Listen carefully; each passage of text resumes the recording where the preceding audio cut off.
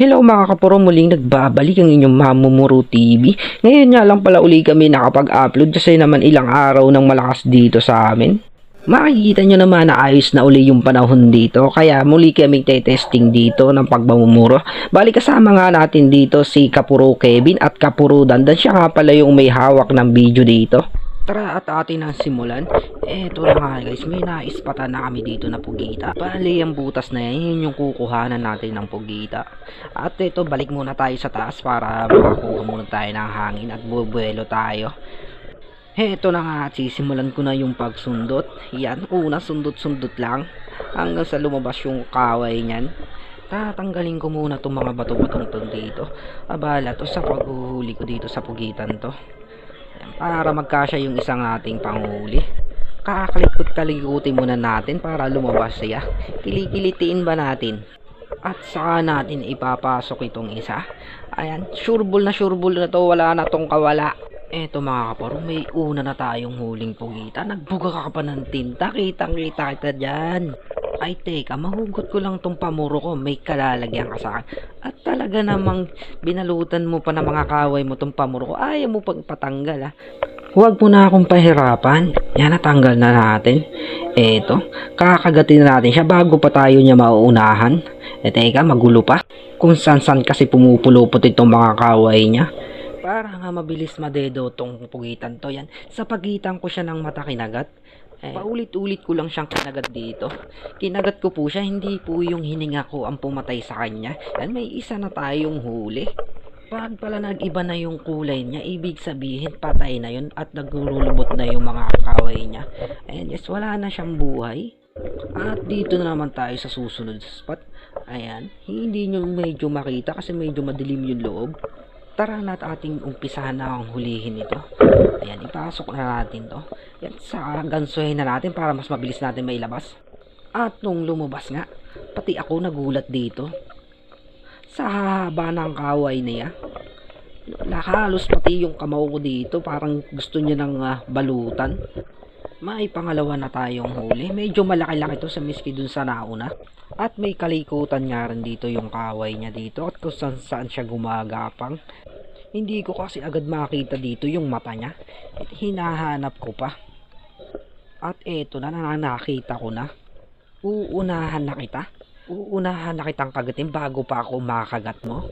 Ayan, tiyak na naman okay ka na dyan. At ayaw pa nga rin yan sumuko. Talagang gusto niya pa rin makawala sa akin. Pero hindi ako papayag dito. Nakagat ko na nga siya dito pero tuloy pa rin siya. Buhay na buhay pa rin siya. Ito na yung pangalawa nating huli. Pumunta naman tayo dito sa pangalawa nating huhulihin. Ayan nga pala guys yung kukuhanan natin. May pugita dyan sa loob na yan. Kaya nga kanina hindi rin mapapansin dito sa camera na mayroon laman. Papakita ko sa inyo dito yung huhulihin nating pugita. Medyo mabilis-bilis lang dito nating mahuhuli. Sinundot-sundot lang natin at gagansuhin natin para mabilis nating makuha yung pugita. Ito, naglabasa na yung kaway niya yan. Medyo maliit nga lang din to. Ito na yung ating pangatlong huli. At dito naman tayo sa pangapat nating huhulihin. Yung baling yung butas na yan. Yung may bapula-pulang yan. Yan yung pugita. Ito na nga't akin ang sinundot na. Ito, gagansuhin na natin para makuha na natin to ng mabilisan. At dun nga rin pala ako nagkamali. At dahil masyado ako nahirapan dito para mahuli tong isang ito. Ayan, medyo nagtagal nga ako dito sa isang ito bago ko siya nakuha.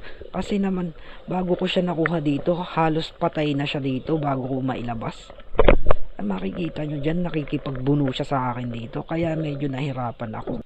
At eto na, ilabas ko na siya. Yan, patay na siya. Hindi na natin siya kailangan kagatin. At kinat ko na nga rin pala dito yung iba. At talaga naman kasi nahirapan ako doon. Bali, ito na yung panlima nating naispatan na pugita. Ayan, sa loob niyan meron. Bali nga pala tong ko na to, hindi nakuha na kung paano siya nahuli. Dahil na-turn off ni Kapuro Dandan yung camera natin. Kaya makikita na lang natin na huli na yung pugita dito. Ayan, patayin na natin yung pugita bago natin tayo na videoan. At malaki nga rin pa pala itong pugitang na nahuli natin ito. At ito na rin yung huling pugita na huli natin ngayong araw na to. At papauwi na rin kami at hindi na rin namin na-videoan yung pag-uwi namin kasi medyo malayo-layo pa yung uuwian namin. Papakita ko na rin sa inyo kung may ilang kilo yung aming nahuling pugita. Eto nga at nakauwi na kami at sinisimulan na rin nilang kiluhin. Bali 3 nga po palang malalaki yan at 2 maliit. At bali nga pala sa kabuuan na kilo umabot siya ng 6 na kilo. At dito na rin po nagtatapos ang aming video. At bali salamat din nga po pala sa mga nanonood ng video namin at siya nag-share.